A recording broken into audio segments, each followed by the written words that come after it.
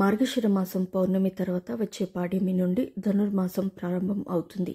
ఈ సమయంలో చేసే పూజలకు విశేషమైన పుణ్య ఫలితం లభిస్తుంది. మార్గశిర మాసంలో వచ్చే బహుళ ఏకాదశి అని అంటారు. ఏకాదశి రోజున విష్ణుమూర్తిని పూజించడం ద్వారా సకల పాపాలు నశించిపోయి సకల సంపదలు చేకూరుతాయి. డిసెంబర్ 26వ తేదీన గురువారం నాడు సఫల ఏకాదశి వచ్చింది. మార్గశిర మాసంలో వచ్చే గురువారాలు లక్ష్మీ వారాలుగా పరిగణిస్తారు.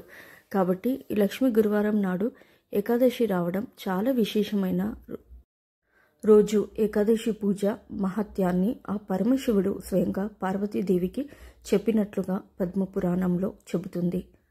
కాబట్టి ఈ శక్తివంతమైన ఏకాదశి రోజున విష్ణు స్వరూపమైన వెంకటేశ్వర స్వామిని, అలాగే ఈరోజు మార్గశిర ఆఖరి లక్ష్మీవారం కూడా, కాబట్టి శ్రీ మహాలక్ష్మీ దేవిని ఎలా పూజించాలి, పాటించాల్సిన నియమాలు ఏమిటో ఈ వీడియోలో ఇప్పుడు మనం తెలుసుకుందాం.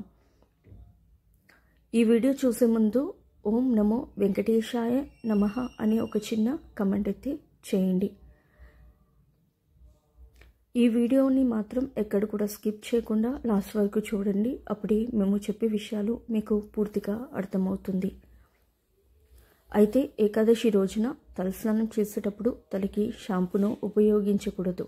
స్నానం చేసే నీటిలో చిటికెడు పసుపు వేసుకుని స్నానం చేస్తే జాతక దోషాలు తొలగిపోయి జాతకంలో అదృష్టం పెరుగుతుంది. తలస్నానం చేసిన తర్వాత ఇంట్లో పసుపు నీళ్లు చల్లి ఇంటి గుమ్మానికి పసుపు రాసి కుంకుమ బొట్లు పెట్టి ఇంటి ముందు అష్టదళ ముగ్గును వేయండి. లక్ష్మీదేవికి చాలా ఇష్టమైనది కాబట్టి లక్ష్మీ గురువారం నాడు ఇంటి ముందు అలాగే పూజ గది ముందు తప్పకుండా అష్టదళ ముగ్గును వేయండి. మొదటిగా శ్రీ మహాలక్ష్మి స్వరూపమైన తులసిని పూజించాలి. తులసి మొక్కకు నీటిని పోసి తులసి ముందు దీపం వెలిగించి తులసమ్మకు ధూపదీప నైవేద్యాలు సమర్పించి తులసికి 5 ప్రదక్షిణాలు చేసి తులసి పూజను చేయాలి.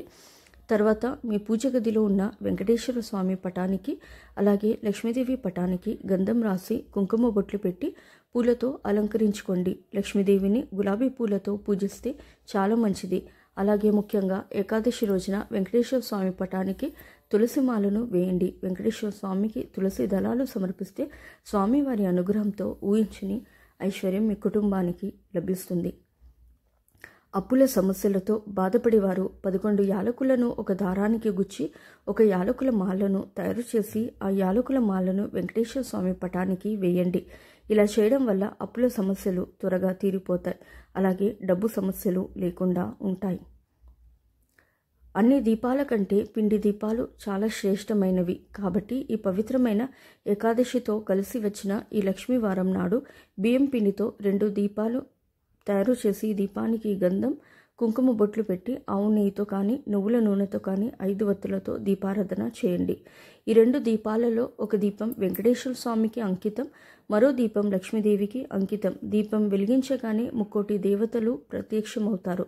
కాబట్టి దీపానికి పూలు కొన్ని అక్షంతలను సమర్పించి పిండి దీపాలకు నమస్కారం చేసి ఓం గోవిందాయ నమః అనే మంత్రాన్ని 21 సార్లు జపించండి. ఇక పూజలో స్వామివారికి నైవేద్యంగా పానకం, వడపప్పు లేదా ఒక చిన్న బెల్లం ముక్కను సమర్పించండి. స్వామివారికి సమర్పించే పానకంలో తప్పకుండా ఒక తులసి దళం వేయాలి. అప్పుడే ఆ పానకాన్ని స్వామివారు స్వీకరిస్తారట. ఇక 4వ లక్ష్మీవారం సందర్భంగా లక్ష్మీదేవికి పులిహోరను, గారెలను నైవేద్యంగా సమర్పించాలి. అలాగే పవిత్రమైన లక్ష్మీవారంతో కలిసి వచ్చిన ఏకాదశి నాడు ఇంట్లో ఒక కొబ్బరికాయను చేతిలోకి తీసుకుని మీ గోత్ర నామాలను చెప్పుకుంటూ పగలగొట్టి స్వామి అమ్మవార్ల నైవేద్యంగా సమర్పిస్తే మీ ఇంటికి అఖండ రాజయోగం కలుగుతుంది. చివరిగా ధూపదీప నైవేద్యాన్ని సమర్పించి వెంకటేశ్వర స్వామి వారికి అలాగే లక్ష్మీదేవికి హారతినిచ్చి మీ కష్టాలన్నీ తొలగిపోవాలని స్వామివారికి నమస్కారం చేసుకుని తలపైన అక్షంతలను వేసుకోండి. సఫల ఏకాదశి రోజున బ్రహ్మాది దేవతలందరూ విష్ణులోకం చేరుకొని విష్ణు కీర్తనలతో కర్పూర హారతులతో శ్రీ మహావిష్ణువుకి పూజలు చేస్తారు. కాబట్టి ఏకాదశి రోజున విష్ణు స్వరూపమైన వెంకటేశ్వర స్వామికి హారతిని ఇస్తే అకాల మృత్యుశాలని తొలగిపోతాయి. అలాగే ఏకాదశి లక్ష్మీవారం రోజున ఓం నమో భగవతే వాసుదేవాయ నమః అనే మంత్రాన్ని 108 సార్లు జపించండి. మీ జీవితంలో ఉన్న కష్టాలన్నీ తొలగిపోతాయి. స్వామివారి నామాన్ని ఏ ఇంట్లో స్మరిస్తూ ఉంటారో ఆ ఇంట్లో లక్ష్మీదేవి తప్పకుండా స్థిర నివాసం ఉంటుందట. ఏకాదశితో కలిసి వచ్చిన ఈ ఆఖరి లక్ష్మీవారం నాడు సాయంత్రం సమయంలో ఇంటి గుమ్మం ముందు తప్పకుండా 2 దీపాలు వెలిగించండి. ఏకాదశి రోజున వెలిగించే దీపాల వల్ల ఇంటికి లక్ష్మీ కటాక్షం కలుగుతుంది. తర్వాత ఒక నిమ్మకాయను తీసుకొని ఆ నిమ్మకాయను మీ పూజా గదిలో ఉన్న వెంకటేశ్వర స్వామి లక్ష్మీదేవి పటం ముందు పెట్టి నిమ్మకాయను పైన పసుపు కుంకుమలు వేసి నమస్కారం చేసుకోండి. తర్వాత ఈ నిమ్మకాయను తీసుకుని ఒక ఎరుపు రంగు వస్త్రంలో కట్టి మీ ఇంటి ముందు కట్టండి. ఏకాదశి రోజున ఎవరైతే ఇలా చేస్తారో అలాంటి ఇళ్లలో లక్ష్మీదేవి తాండవిస్తుంది. ఇంట్లో ఉన్న కష్టాలన్నీ తొలగిపోతాయి. ఈ రోజున శ్రీహరిని అలాగే లక్ష్మీదేవిని పూజించడం వల్ల మంచి ఆరోగ్యం కలుగుతుంది. సకల పాపాలు తొలగిపోతాయి.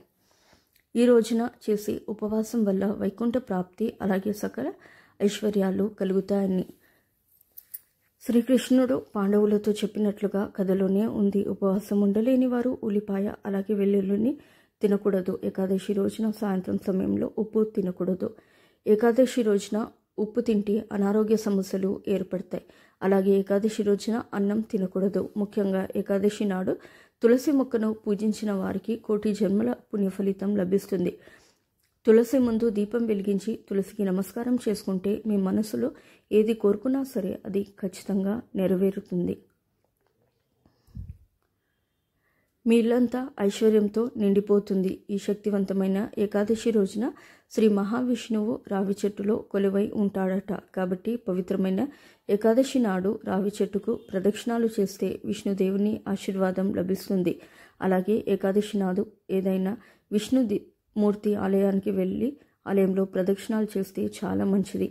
అలాగే రేపు మార్గశిర మాసం ఆఖరి లక్ష్మీవారం కాబట్టి ఇంటికి 5 ముత్తైదులను పిలిచి వారికి శ్రీ మహాలక్ష్మి స్వరూపంగా భావించి వారి కాళ్ళకు పసుపు రాసి కుంకుమ బొట్లు పెట్టి వారికి మీ శక్తి మేరకు తాంబూలం సమర్పించి వారి ఆశీర్వాదం తీసుకోండి. అలాగే ఆఖరి లక్ష్మీవారం ఇలా చేయడం వలన స్త్రీలకు దీర్ఘ సుమంగళి ప్రాప్తి చేకూరుతుంది. అలాగే లక్ష్మీదేవి అనుగ్రహంతో మీ ఇంటికి ఐశ్వర్యాలు చేకూరుతాయి. అలాగే ఈ రోజున 3 దేవతలు స్వరూపమైన గోమాతకు ఆహారం తినిపిస్తే సకల దేవతలకు నైవేద్యం తినిపించినంత పుణ్య ఫలితం కలుగుతుంది. జన్మల అదృష్టం కలుగుతుంది. అలాగే పవిత్రమైన ఏకాదశి రోజున మీరు చేసే ఏ చిన్న దానమైనా సరే మీకు విశేషమైన పుణ్య ఫలితాన్ని ఇస్తుంది. సో మీకు తోచిన దానం అయితే ఖచ్చితంగా చేయండి. సో ఇదండి ఇవాటి వీడియో. రేపటి వీడియోలో మళ్ళీ కలుస్తాను. ఈ వీడియో కనుక మీకు నచ్చినట్లయితే ప్లీజ్ లైక్ చేసి మీ ఫ్రెండ్స్కి షేర్ చేయండి. అలాగే మా కొత్త వీడియోస్ మీకు వెంటనే చేరాలంటే మా ఛానల్ని సబ్స్క్రైబ్ చేసుకొని పక్కనే ఉన్నటువంటి బెల్ ఐకాన్ని ప్రెస్ చేయండి. ధన్యవాదములు. ప్లీజ్ నా వీడియోస్ ఫస్ట్ టైం చూసేవాళ్ళు దయచేసి లైక్ చేయండి, షేర్ చేయండి, అలాగే సబ్స్క్రైబ్ చేసుకోండి.